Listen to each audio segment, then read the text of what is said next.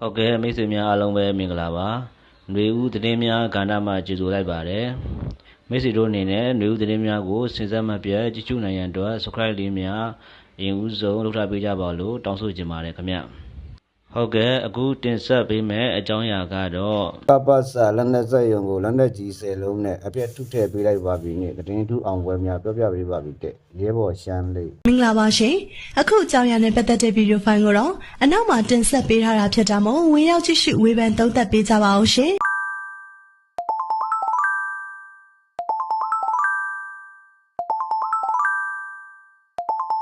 ဒီနေ့ April 26 ရက်နေ့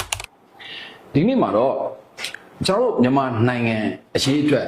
American စစ်တပ်နေရာယူပြီးပြီဆိုတဲ့အကြောင်းတွေကိုကျွန်တော်မိပါတယ်ကိုတင်ပြပေးပါမယ်ဆိုတော့ဒီအပိုင်းမှာကျွန်တော်တို့ဒါနိုင်ငံရေးအောင်ပွဲသတင်းစစ်ရေးအောင်ပွဲသတင်းတွေအများကြီးရှိပါတယ်ဆိုတော့ကျွန်တော်ရဲ့မိဘတွေနေ့စဉ်လဲဒါစောင့်မျှော်နေကြတယ်လို့လဲကျွန်တော်လဲမျှော်လင့်မိပါတယ်ဟုတ်ကဲ့ပါကျွန်တော်တို့ရဲ့စီးရေးပြတ်မှတ်တွေဟာထင်ရှားလာပါတယ်ဆိုတော့သတိပေးမှုတွေလည်းအကြိမ်ကြိမ်ထုတ်ပြန်ခဲ့ပြီးဖြစ်တယ်ဆိုတော့ဒီကနေ့မှာကပ္ပစလက်နက်စက်ရုံကိုရှော့လိုက်တုံး10လုံးနဲ့အောင်မြင်တိကျစွာပြစ်ခတ်နိုင်ခဲ့တယ်ဆိုတဲ့အကြောင်းတွေကိုတင်ပြပေးပါအောင်မယ်ဒါကြောင့်ကျွန်တော်ရဲ့ဗီဒီယိုကိုအစောဆုံးထိဝင်ရင်ကြည့်ရှုပြီးကျွန်တော်ရဲ့မိဘပြည်သူတူးချင်းစီတိုင်းကိုဒလီတစားဖိတ်ခေါ်လိုက်ပါတယ်ကျွန်တော်နိုင်ငံအရေးအတွက် American စစ်တပ်အသင့်ဖြစ်နေပါပြီဆိုတော့ဒီမှာကျွန်တော်တို့ဒါဘင်္ဂလားဒေ့ရှ်မြန်မာနေဆက်မှာစစ်ပွဲသုံးကုန်းလောင်ရှုံနဲ့ကျွန်တော်တို့လေရင်ကွင်းအသက်တွေကိုတိဆောက်ပြီးစီးတဲ့အခြေအနေအထိပြင်ဆင်ထားတာကိုကျွန်တော်တို့ထင်ရှားစွာတွေ့ရမှာဖြစ်တယ်ဒါကိုလည်းအိန္ဒိယကတောက်လျှောက်သတင်းတွေထုတ်ပြန်နေတာကိုလည်းတွေ့ရမှာဖြစ်ပါတယ်ဆိုတော့အိန္ဒိယဟာဒါဒီမိုကရေစီဆိုတဲ့ဒါအတန်ကောင်းရဲ့အနောက်မှာအကြမ်းဖက်စစ်တပ်ကိုစလနက်တွေထုတ်ရောင်းနေတယ်လို့လည်းကျွန်တော်တို့ဒါသတင်းတွေဒါကြားသိခဲ့ပြီးဖြစ်ပါတယ်ဟုတ်ပြီဒီသတင်းတွေကိုကျွန်တော်မပြောခင်မှာကွယ်လွန်သွားရှာပြီဖြစ်တဲ့ပုပ်ရဟန်းမင်းကြီး Francis အကြောင်းကိုကျွန်တော်နည်းနည်းလေးတင်ပြချင်ပါတယ်ဆိုတော့ကျွန်တော်တို့ဒါခရစ်ယာန်ကက်သလစ်ဘာသာဝင်တွေရဲ့တကယ်ကိုဒါလေးစားတမိုးထားရပြီးတော့တကယ့်ကိုကြည်ညိုပွဲပို့ဟမ်းမင်းကြီးကွယ်လွန်သွားတဲ့အကြောင်းကိုကျွန်တော်ရဲ့သတင်း channel မှာမတင်ပြမိတာကတော့ကျွန်တော်ရဲ့မိဘတွေလည်းနားလည်မိလို့မျှော်လင့်ပါတယ်ဆိုတော့တင်ပြဖို့ကျွန်တော်မှာအစီအစဉ်တည်တံ့ရှိပါတယ်ကျွန်တော်ဒါကျွန်တော်တို့ဒီတစ်ကမ္ဘာလုံးရဲ့ဒါတကယ့်ကိုလေးစားကြည်ညိုရတဲ့ပုံကူဖြစ်တဲ့အတွက်ကျွန်တော်မှာအချက်လက်ကိုတိကျခိုင်မာဖို့အရေးကြီးပါတယ်ဆိုတော့ဒီနေ့မှာကျွန်တော်တို့ဒါပိုယမင်းကြီးကွယ်လွန်သွားတဲ့နောက်ပိုင်းမှာသူ့ရဲ့ကိုယ်ပိုင်ငွေကြေးဒေါ်လာ100ပဲရှိတယ်လို့ပြောနေကြတယ်ဆိုတော့ဒီသတင်းတော်တော်များများရဲ့စိုးကိုကျွန်တော်လိုက်ပြီးတော့လေ့လာကြည့်တယ်ဆိုတော့ဒေါ်လာ100ပဲသူ့လက်ထဲမှာကျန်ခဲ့တယ်ပေါ့ဗျာဆိုတော့ကျွန်တော်တို့လူမှုကွန်ရက် social စာမျက်နှာထပ်တွေမှာတက်လာတဲ့သတင်းတိုင်းဟာဒါလွဲချော်မှုတွေအမှားတွေလည်းရှိနိုင်ပါတယ်ဒါကြောင့်လည်းပဲကျွန်တော်တို့ဒါပုပ်ရဟန်းမင်းကြီး Francis နဲ့ပတ်သက်ပြီးတော့တင်ပြတဲ့အကြောင်းအရာအတိုင်းဟာကျွန်တော်အတွက်အရေးကြီးပါတယ်ဆိုတော့ဒီ source ကိုကျွန်တော်လေ့လာကြည့်လိုက်တဲ့ချိန်မှာ Celebrities Net website ကနေပြီးတော့ကျွန်တော်တို့တင်ထားတာကိုတွေ့ရတယ်အဲ့ဒီ website ကသတင်းတိကျခိုင်မာတယ်ဆိုတာကိုကျွန်တော်တို့တွေ့ရတယ်ဖြစ်တယ်ဗျဟုတ်ပြီကျွန်တော်တို့ဒါပုပ်ရဟန်းမင်းကြီး Francis ကအလုံရိုးသားပြီးတော့တိမ်ဝှေ့ပါတယ်ပြီးတော့ဒေါမကင်းမဲ့တဲ့အချက်တွေကသူ့ကိုထင်ရှားစေခဲ့တာပါဟုတ်ပြီကျွန်တော်ဗာလီကန်ရဲ့နှစ်ပေါင်းများစွာစုဆောင်းခဲ့တဲ့ပိုင်ဆိုင်မှုတွေအိမ်ချမ်းမြေရင်းနှီးမြှုပ်နှံမှုတွေဒေါ်လာ10ဘီလီယံနဲ့15ဘီလီယံကြားမှာရှိမယ်လို့ထိုင်းမဂဇင်းကခန့်မှန်းပေမဲ့ဗာလီကန်ရဲ့အကြီးအကဲရိုမန်ကက်သလစ်ကျောင်းတော်ရဲ့266ဦးမြောက်ခေါင်းဆောင်ပုပ်ရဟန်းမင်း Francis ပိုင်ဆိုင်မှုကတော့ဒေါ်လာ100သာရှိပါတယ်ဒါအပြင်အခြားဗန်စင်ရင်တွေကိုယ်ပိုင်ပစ္စည်းဥစ္စာလို့ဘာတစ်ခုမှမရှိပါဘူးလေဗျာဆိုတော့ပုပ်ရဟန်းမင်းကြီး Francis ရဲ့ဒီကြောင့်လေးကိုကျွန်တော်ဒါတော့လေးနည်းနည်းလေးတင်ပြလိုက်တာတော့မှကျွန်တော်ရဲ့စိတ်နှလုံးအေးချမ်းသွားတယ် ကျွန်တော်တို့ဒီလိုဖြစ်အောင်ကြိုးစားရမှာပါပြီးတော့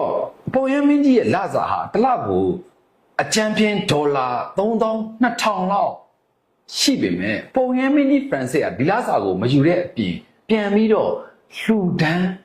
ခဲ့ပါတယ်ဟုတ်ပြီဒါရင်ဘယ်လားဆိုတော့မဟုတ်သေးပါဘူး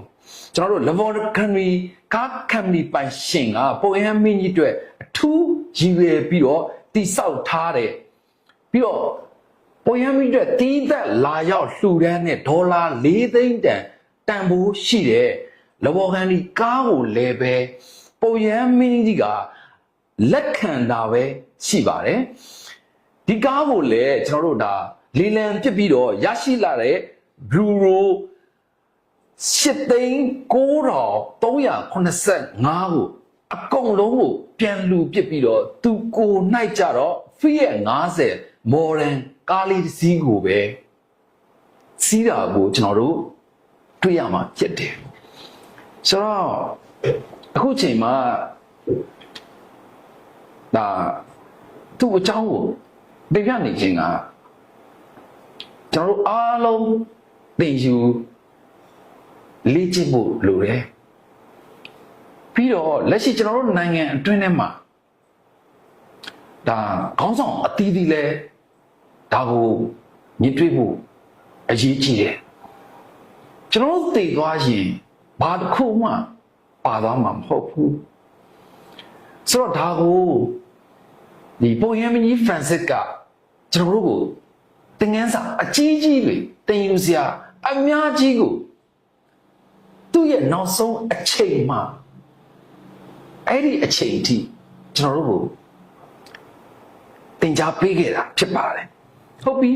အလုံးရိုးရှင်းနှိမ့်ချတဲ့နေထိုင်မှုပုံစံကိုကြည့်ကြည့်အောင်ပါဗာတီကန်နိုင်ငံအဆင့်သတ်မှတ်ထားတဲ့အတွက်ပုံရမီမှန်သမျှဟာနိုင်ငံခေါင်းဆောင်အဆင့်ဖြစ်ပါတယ်ဆိုတော့သူတို့အတွက်ဒါအိမ်တော်အဖြစ်အာပိုစတိုလစ်နန်ဒိုစ်အဲ့ဒီနန်းတော်ထဲမှာရှိတဲ့ပုံဟန်မင်းကြီးရဲ့အခန်းတွေကတကယ်ကိုကြီးမားကျယ်ပြန့်ပြီးတော့ဇိမ်ခံအခန်းကြီး10ခန်းနဲ့ဖွဲ့စည်းထားတာဖြစ်တယ်အဲ့ဒီထဲမှာကျွန်တော်တို့ဒါတည်တံ့စာကြည့်ခန်းတွေပါမယ်အခန်းတွေထမင်းစားခန်းတွေဝတ်ပြုဆောင်တွေစစ်ကူတာဆောင်တွေနဲ့ပုံဟန်မင်းကြီးအတွက်အတွင်းရင်မှုရုံးခန်းတွေလည်းပါဝင်ပါတယ်ဒါပေမဲ့ပုံဟန်မင်းကြီးဖရန်စစ်ကအဲ့ဒီမှာမနေပါဘူးခင်ဗျာဒါပိုယမီဖရန်စစ်နေတဲ့နေရာကအလုံးရိုးရှင်းတဲ့ဧကရာလေးမှာပဲနေတာပါအဲ့ဒီဧကရာလေးကလည်းပဲဒါအခြားသောဧည့်သည်တန်ကအခြားသောယဟန်တွေလာတဲ့အချိန်မှာတဲခိုဖို့ဖြစ်ပါတယ်ဆိုတော့အဲ့ဒီဧကရာလေးမှာကကိုယ့်ကိုယ်တော်မှဒါအစားတော့ကိုချက်ပြုတ်ပြီးတော့စားရတဲ့နေရာလေးဖြစ်ပါတယ်အဲ့ဒီမှာကျွန်တော်တို့ပုံရမကြီးဖရန်စစ်ကသူနေတာပါဟုတ်ပြီဒီဆန်နန်းတော်အပြင်ပုံရမကြီးအတွက်ကြောင့်နေရာဒီကျွန်တော်တို့ဒါတီးတန့်နားနေဖို့အတွက်နေရာလဲရှိနေပါသေးတယ်ရှေးအောင်သမိုင်းဝင်မြို့ဖြစ်တဲ့ဒါအယ်ဘာလိုဂန်မှာတရှိတာပါပုံရမကြီးဂျွန်ဖောကအမေရိကန်သမ္မတဂျော့ချ်ဘူရှ်အဲ့ကန်ကျွန်တော်တို့ဒါတွေ့ဆုံတဲ့ရဲတိုက်ကြီးပါကျွန်တော်တို့ပုံရမကြီးဖရန်စစ်ကအဲ့ဒီမှာနေရာတီသွားပြီးတော့လဲအပန်းမဖြေခဲ့ဘူးလို့ကျွန်တော်တို့သိရပါတယ်ပုံရမကြီးဖရန်စစ်ရဲ့လောဘဒါဂုံပကတနာတမမှုကင်းမဲ့မှုတွေပြီးတော့ကျွန်တော်တို့ဒါရိုးရှင်းစွာနေထိုင်မှုတွေဟာသာသနာဝန်ဆောင်ဥဆောင်ပုဂ္ဂိုလ်အနေနဲ့စံပြတူဖြစ်ပြီးတော့ကျွန်တော်အားလုံးသူစီကသင်ခန်းစာတွေအများကြီးရလိမ့်မယ်လို့ကျွန်တော်မျှော်လင့်မိပါတယ်ဆိုတော့ကျွန်တော်တို့နိုင်ငံဟာဒါသမိုင်းဆက်ဆက်ခေတ်ဆက်ဆက်ကြီးမားတဲ့ထုံးတဲ့ချက်တွေနဲ့ဒါအများအပြားကျွန်တော်တို့ပြည်သူတွေဒီနေ့အချိန်ထိစိုးရတဲ့ဒါဘဝတွေကိုဖျက်ဆီးနေရတာကျွန်တော်နားလည်ပါတယ်ဆိုတော့ကျွန်တော်တို့အားလုံးအတူတူပူးပေါင်းပြီးတော့အတူတူအလုပ်နေကြပါတယ်ဆိုတော့ကျွန်တော်ရဲ့မိဘတွေရဲ့လိုလားတောင်းတနေတဲ့ Federal Democracy နိုင်ငံကလည်းတေချာပေါင်းပေါ်ထွန်းလာမှာဖြစ်တယ်ဆိုတော့ဒါကြောင့်ဒီကနေ့မှာကျွန်တော်တင်ပြမယ့်အဓိကခေါင်းစဉ်ကမြန်မာအရေးအတွက် အမေရိကန်စစ်တပ်ကနေရာအသင့်ယူထားပြီးဆိုတဲ့အကြောင်းကိုကျွန်တော်မိဘတွေကိုဒါဝမ်းမြောက်ဖွယ်တင်ပြပေးမှာဖြစ်တယ်ဒါပေမဲ့ကျွန်တော်တို့နိုင်ငံအရေးဟာကျွန်တော်တို့ပြည်သူလူထုနဲ့တိုက်ရိုက်သက်ဆိုင်ပါတယ်ကျွန်တော်တို့ပြည်သူလူထုရဲ့ဆန္ဒဒါလျင်ကျွန်တော်တို့နိုင်ငံအရေးကိုအလင်းအမြန်ဆုံးသောအရွေးတွေနဲ့အပိသက်အောင်ပွဲဆင်နိုင်မှာဖြစ်တဲ့အကြောင်းကိုပမာဏကျွန်တော်အသိပေးလိုပါတယ်ဟုတ်ပြီဘင်္ဂလားဒေ့ရှ်နေဆက်မှာအမေရိကန်တွေစောက်တဲ့စစ်ပွဲသုံးတူလောင်ရှုံနေလေရင်ခွင်းအသစ်တွေဘာအတွက်စောက်နေတာလဲဆိုတာကိုကျွန်တော်တို့သိဖို့အရေးကြီးပါတယ်ဟုတ်ကဲ့ပါကျွန်တော်တို့မြန်မာနိုင်ငံရဲ့နောက်ွယ်မှာအမေရိကန်ကအသင့်နေရာယူထားပြီးပြီလို့ကျွန်တော်တို့ယူဆလို့ရတယ်အခုရှိတာကဒါအခြားနိုင်ငံတွေကိုမကူညီတော့ဘူးဆိုတဲ့ဒါလီလုံးပစ်ထားတဲ့အခြေအနေတွေနဲ့လက်ရှိဘင်္ဂလားဒေ့ရှ်မှာကပ်ပြီးတော့ကျွန်တော်တို့မြန်မာနိုင်ငံနဲ့အနီးဆုံးနေရာမှာစစ်စခန်းတွေစောက်နေတယ်ဆိုတော့အနည်းငယ်လေးကွဲလဲတဲ့ပုံစံလေးတစ်ခုကျွန်တော်တို့မြင်တွေ့ရမှာဖြစ်ပါတယ်ဟုတ်ပြီမနေ့ပြီးခဲ့တဲ့ရက်ပိုင်းတွင်မှာကျွန်တော်တို့ဒါရီမန်နိုင်ငံကဟူသီတပုံတွေကိုအမေရိကန်စစ်တပ်ကလေကြောင်းကနေပြီးတော့ဘုံကျဲလိုက်တယ်ဆိုတော့ဒီဘုံကျဲလိုက်တဲ့သတင်းကိုကျွန်တော်တို့ဒါကျွန်တော်မိဘပြည်သူတွေလည်းကြားသိတဲ့လောက်ကြားကြမှာဖြစ်ပါတယ်ဆိုတော့ဒါဟာတာမန်ဘုံကျဲခြင်းမဟုတ်ဘဲနဲ့ဘုံကျဲတဲ့နေရာမှာတုံးလိုက်တဲ့ကျွန်တော်တို့ဒါဘုံကျဲလေယာဉ်တွေကအမေရိကန်လှုပ်ဝက်ထုတ်ထားတဲ့ B-52 ဘုံကျဲလေယာဉ်တွေဖြစ်တယ်ပြီးတော့အဲ့ဒီလေယာဉ်တွေကတန်ဖို့အရန်ရေးကြီးတန်ဖို့အရန်ဈေးကြီးတယ်ပြီးတော့ပြန်တန်းတဲ့ကုန်ကြစည်အရန်များတယ်ဒါပေမဲ့အမေရိကန်ဟာသူတို့လှုပ်သိမ့်လှုပ်ထိုက်တဲ့အချိန်မှာသူတို့တွေလှုပ်ဆောင်မှုကိုပြက်သားသားကြီးကြီးမားမားလှုပ်ဆောင်တတ်တယ်ဆိုတာကိုလည်းကျွန်တော်တို့ဒါတာရကတွေနဲ့တွေ့မြင်ရမှာဖြစ်တယ်ဟုတ်ပြီကျွန်တော်တို့ဒါထမ်းတက်လာတဲ့အချိန်မှာဒါဒီလိုမျိုးပဲဗျာစစ်စင်ရေးတွေ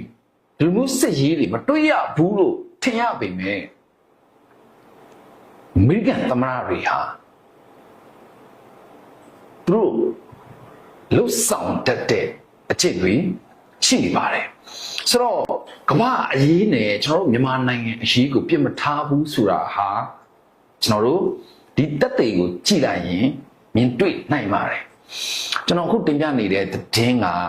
အမေရိကန်ရဲ့အကူအညီတွေညှော်လင့်တောင်းတပြီးတော့ပြောဆိုနေခြင်းမဟုတ်ပါဘူးဆိုတော့ကျွန်တော်တို့နိုင်ငံကအရေးကြီးတဲ့ဒါနေရာတစ်ခုဖြစ်တယ်ကျွန်တော်အာရှတိုက်ရဲ့တကယ့်ကိုအချက်ကြတဲ့ဒါကမ္ဘာပရဝီအခြေအနေကိုပါပြောင်းလဲပြစ်နိုင်တဲ့ဒါနေနမိတ်မှာရှိနေတဲ့နိုင်ငံတစ်ခုဖြစ်တယ်ဆိုတာကိုလည်းကျွန်တော်မိဘတွေဒါသိရှိပြီးဖြစ်ပါလိမ့်မယ်လက်ရှိအချိန်မှာကျွန်တော်တို့ဒါပိုလန်မှကြီးကိုဖန်တီးနေတဲ့ကျွန်တော်တို့တရုတ်ရဲ့စီမံကိန်းတွေနဲ့ပတ်သက်ပြီးတော့လည်းအားလုံးလည်းတွေ့ရှိပြီးဖြစ်ပါကျွန်တော်တို့နိုင်ငံဘယ်လောက်ထိအရေးကြီးလဲဒါကြောင့်လည်းပဲတရုတ်ကကျွန်တော်တို့နိုင်ငံကိုထိန်းချုပ်နိုင်ဖို့အတွက်ကျွန်တော်တို့နိုင်ငံကိုသူတို့ဒါခိုင်းရင်လို့ခိုင်းလှုပ်ချင်လို့လှုပ်နိုင်ဖို့အတွက်သူတို့ကြိုးဆွဲရနဖားထိုးရနေတတ်တဲ့ဒါအကျန်းဖတ်အုပ်စုမာလာကိုပဲလက်ရှိအချိန်ထိသူတို့တွေက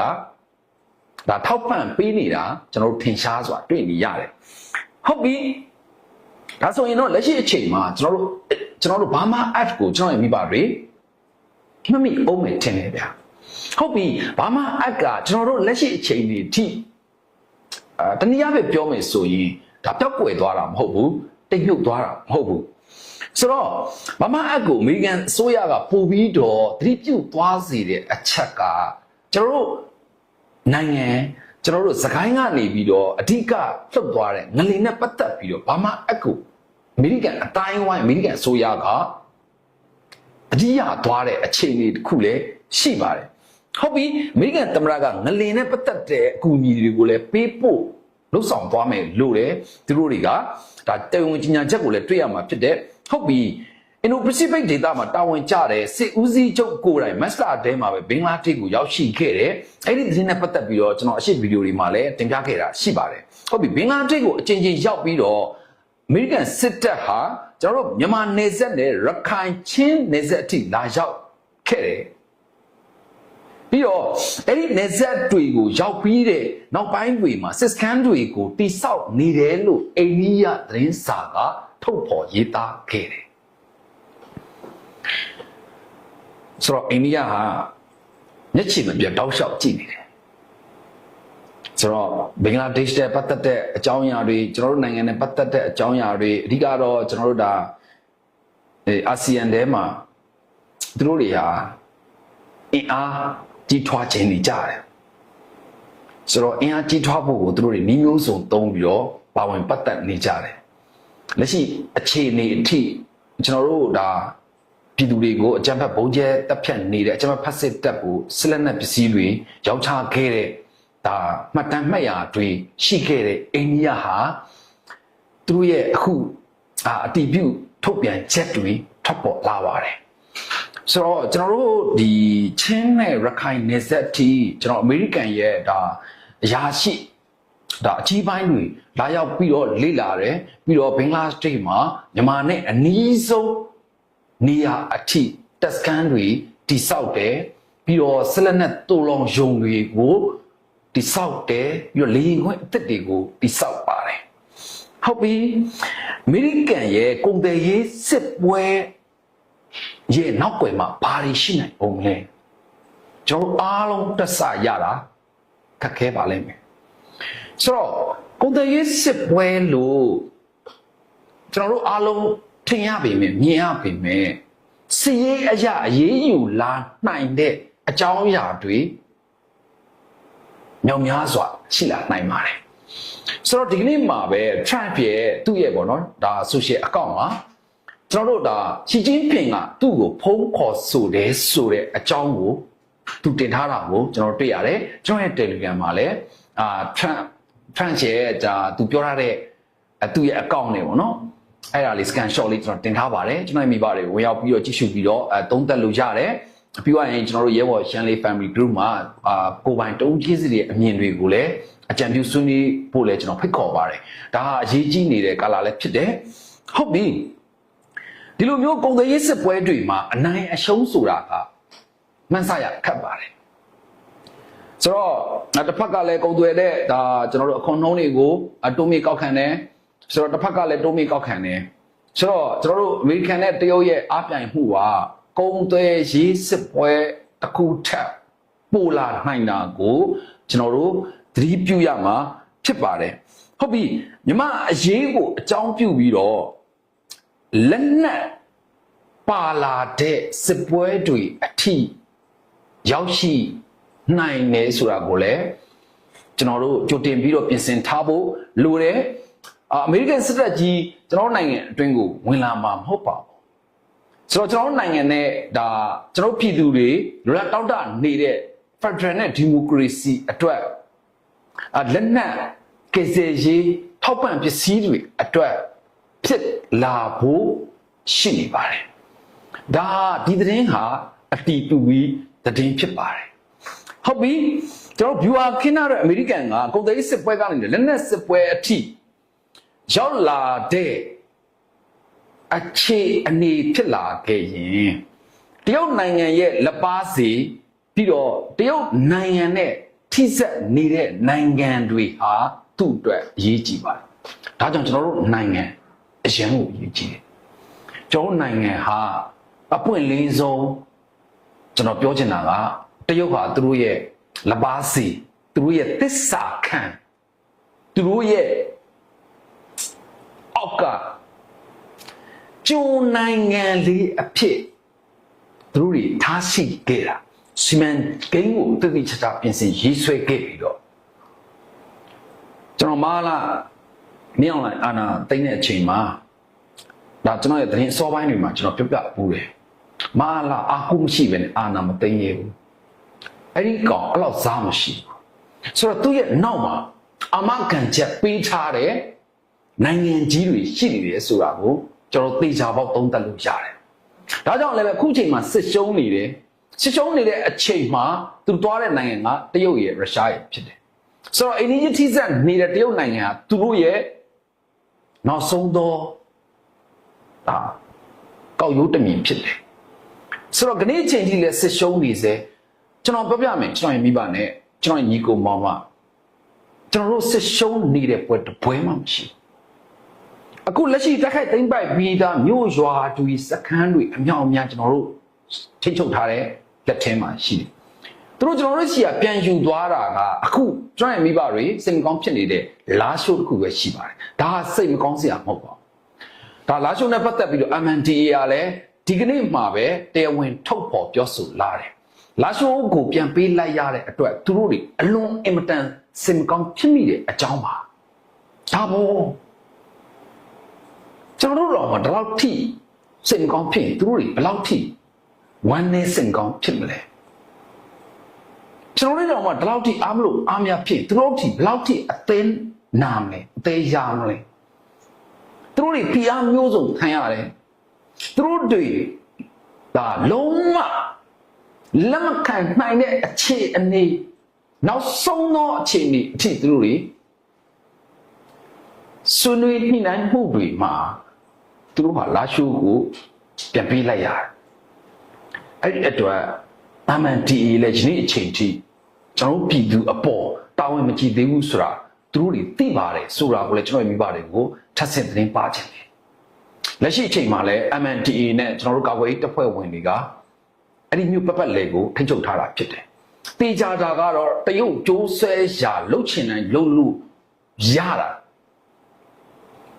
နဖားချိုးထိုးခံထားရတဲ့တတဝါဟိုဘက်ကကမင်းအောင်လိုက်အုပ်စုပဲကြလိုက်မယ်ကျွန်တော်တို့လူငယ်တွေကိုတော့အဲ့ဒီကောင်တွေလာခိုင်းစီလို့မရဘူးမကြခင်မှာလည်းပဲသူတို့ရဲ့ရွေးချယ်တဲ့ဒါစံတွေနဲ့ရွေးချယ်ခဲ့တဲ့အရာတွေနဲ့ပတ်သက်ပြီးတော့သူတို့တွေနောင်နာအကြီးအကျယ်ရရပါလိမ့်မယ်ဟုတ်ပြီဒါကတော့ဒါအမေရိကန်တရုတ်နဲ့ပတ်သက်ပြီးတော့လက်ရှိအချိန်မှာကျွန်တော်တို့ဒါကုန်သွယ်ရေးစစ်ပွဲတွေဆင်နွှဲနေတယ်ဒီတဲ့ကုန်သွယ်ရေးစစ်ပွဲတွေမှာအနိုင်အရှုံးဆိုတာအထက်ကျွန်တော်တို့နိုင်ငံအနည်းဆုံးဒေတာအထိပြီးတော့ကျွန်တော်တို့နိုင်ငံနယ်နိမိတ်စီးအထိလာရောက်ပြီးတော့တပ်စခန်းတွေဒါတိစောက်နေတဲ့အခြေအနေတွေနဲ့အလိန်ခွင်းတစ်တွေပါတိစောက်နေတဲ့အခြေအနေဟာကျွန်တော်တို့မိဘပြည်သူတွေရဲ့ဆန္ဒတွေအတွက်သူတို့တွေရဲ့ရင်ထဲမှာလည်းရှိနေပါတယ်ဆိုတာကိုကျွန်တော်မိဘတွေကိုအသိပေးလိုတာဖြစ်ပါတယ်ကျွန်တော်တို့အားလုံးနေ့စဉ်ကြိုးစားလှုပ်ဆောင်နေကြတယ်ဆိုတော့ဒါဟာအမှန်တကယ်တမ်းဆိုရင်တော့လှုပ်ဝက်သတင်းတစ်ခုဖြစ်တယ်ဆိုတော့အဲ့ဒီလှုပ်ဝက်သတင်းကိုလည်းပဲကျွန်တော်တို့ဒါဘင်္ဂလားဒေ့ရှ်နေထဲမှာမြန်မာနဲ့ထိစပ်နေတဲ့ဒေသတွေမှာအမေရိကန်စစ်တပ်အထိုင်ချနေတယ်ဆိုတာကိုအိန္ဒိယကထုတ်ဖော်ခဲ့တာဖြစ်တယ်ဆိုတော့ဘလို့ပဲဖြစ်ပါအစောက်ဆောက်တယ်ကျွန်တော်တို့ဒါစည်ရေးအတွက်ဒါအသုံးပြုမဲ့နေရာတွေဆိုတာကလှုပ်ဝက်ဖို့ခက်ခဲပါတယ်ဆိုတော့ဒါကလည်းပဲကျွန်တော်အားလုံးအတွက်ကတော့ဒါသင်မြန်တဲ့ဒါလှုပ်ဆောင်မှုတွေကိုပုံမအားကောင်းစေနဲ့အချက်ဖြစ်တယ်နောက်တစ်ခုဒါနဲ့ဆက်ဆက်ပြီးတော့ကျွန်တော်မိဘတွေကိုတင်ပြချင်တာကကျွန်တော်တို့လက်ရှိကျွန်တော်တို့ဒါ K3C ကိုလည်းမမေ့ဖို့အရေးကြီးပါတယ်ပြီးတော့ကျွန်တော်တို့ NUG ကောက်ွယ်ရေးအဖွဲ့တွေ NUG ကျွန်တော်တို့ဒါအစိုးရအဖွဲ့ဝင်တွေနဲ့ KNU KIA ပြီးတော့ရင်အခုကျွန်တော်နိုင်ငံအတွင်းထဲမှာဒါအလုပ်တွေအများကြီးအတွက်အပင်ပန်းခံပြီးတော့လာရောက်ပူပေါင်းနေတဲ့ဒေါက်တာဇော်ဝေစိုးကိုလည်းကျွန်တော်မိဘတွေမမေ့ဖို့အရေးကြီးပါတယ်ဒေါက်တာဇော်ဝေစိုးကအရန်ကိုတော်တဲ့ပုံကိုဖြစ်တယ်ဆိုတော့သူ့ရဲ့အရေးအချင်းဟာကျွန်တော်တို့ဘလို့မှကိုလိုက်မမိတဲ့စံခုမှရှိနေတာပါစီယုံတိမ့်သိမ့်မှုအရန်အားကောင်းတယ်ပြီးတော့ဒါပူပေါင်းလှုပ်ဆောင်မှုအတွက်ဥဆောင်နိုင်မဲ့ခေါင်းဆောင်ကောင်းတယောက်လည်းဖြစ်တယ်လို့သူဟာနိုင်ငံရေးစစ်ရေးတွေကိုကျွမ်းကျင်တဲ့ပုဂ္ဂိုလ်လည်းဖြစ်တယ်ဆိုတော့ဒေါက်တာဇော်ဝေစိုးနဲ့ပတ်သက်ပြီးတော့ကျွန်တော်တို့ဝေဖန်စရာဒါစကလုံးတော့ရှာခတ်ပါတယ်ဆိုတော့ဝေဖန်ဖို့လည်းပဲကျွန်တော်တို့အနေနဲ့အရေးချင်းမမိပါဘူးဆိုတော့အခုချိန်မှာဒေါက်တာဇော်ဝေစိုးကလည်းပဲတိုက်ဆိုင်စွာကျွန်တော်တို့နိုင်ငံအတွင်းကိုရောက်ရှိနေတယ်ဆိုတော့နိုင်ငံတကာမှာဒါ၄နှစ်ဝန်းကျင်ပေါ့ဗျာ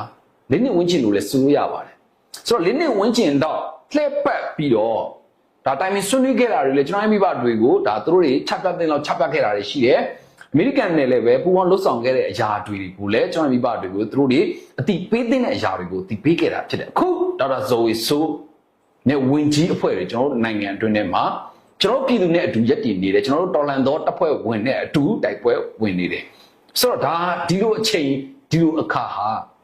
ဒါတိုက်ဆိုင်မှုမဟုတ်ဘူးဆိုတာကိုလည်းကျွန်တော်မိဘတွေကိုကျွန်တော်အားတက်ဖွဲ့တင်ပြခြင်းနဲ့ကျွန်တော်ကတော့ဒေါက်တာဇိုဝေဆိုကို 100% ယုံကြည်မှုအပြည့်ရှိပါတယ်ကျွန်တော်အားလုံးအတူတူလှုပ်လို့ရမယ့်အချိန်ရောက်ရှိနေပါတယ်ဟုတ်ပြီဒါကြောင့်လည်းပဲကျွန်တော်တို့ဓာတွေကိုကျွန်တော်တို့တော့နော်ကျွန်တော်တို့ဒါပေါင်းပြီးတော့ကျွန်တော်တို့အနှစ်ချုပ်တင်ပြရမယ်ဆိုရင်အားလုံးထင်ယူဆနေတဲ့ရခိုင်ချင်းဒေတာတွေကိုပဲတည်တံ့ကူညီဖို့အတွက်အမေရိကန်စစ်တပ်ဟာငွေကြေးအကုန်ကျခံပြီးတော့အဲ့ဒီနေရာမှာစစ်စကန်တွေစစ်လက်နက်တူလောင်ရှုံတွေလေရင်ကွင်းတွေလာတိဆောက်နေတာမဟုတ်ဘူးဆိုတာကိုကျွန်တော်မိပါတွေခံမှန်းသုံးသပ်မိမယ်လို့တော့ယုံကြည်ပါတယ်ဆိုတော့ဘင်္ဂလားမြန်မာနယ်စပ်မှာအမေရိကန်နိုင်ငံက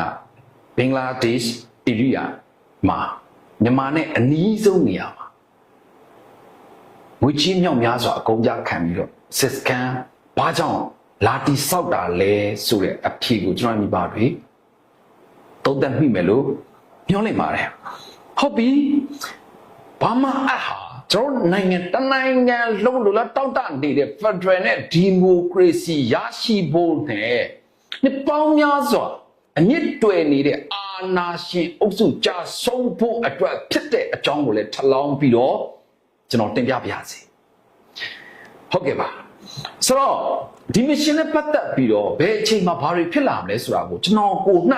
သုံးသပ်ဖို့ခက်တယ်လို့အခြားသောစည်ကျွမ်းကျင်တဲ့သူတွေအနေနဲ့လည်းပဲကြိုတင်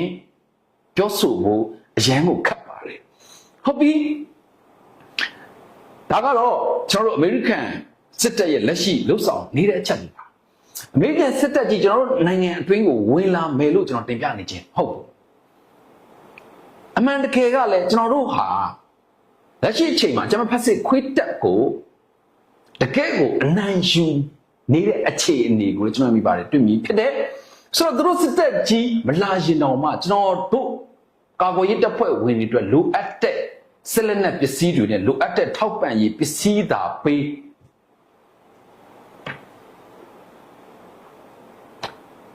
နေပြီးတော့လည်းမလုပ်လို့